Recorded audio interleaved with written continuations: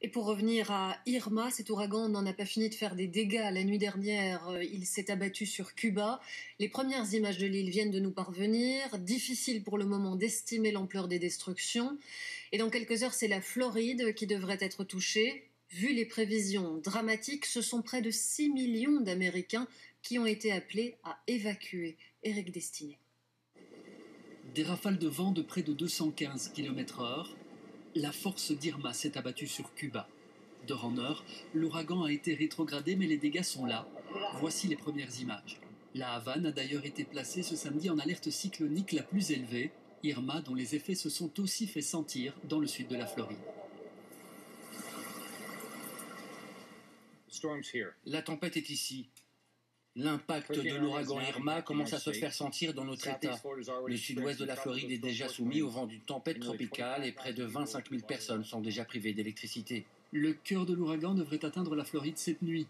En attendant, c'est la fuite. 6 300 000 personnes ont été priées d'évacuer, par la route ou par les airs pour les plus chanceux. Ceux-ci ont attrapé les derniers vols à Miami avant la fermeture de l'aéroport. Ils ont trouvé refuge au Texas. C'est le cas de Paul Dabsen. Ce Namurois habite en Floride depuis 1 an. C'est un miracle que nous ayons pu fuir. Il n'y avait personne dans l'aéroport, la majorité des guichets étaient fermés. American Airlines a mis à disposition ce dernier avion.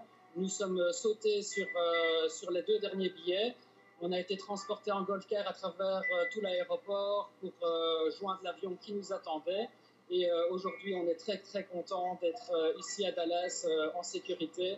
Irma a déjà fait au moins 25 morts dans les Caraïbes, comme ici à Saint-Barthélemy.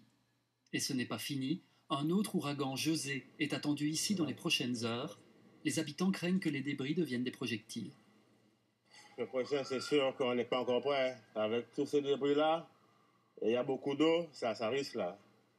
On s'inquiète un peu.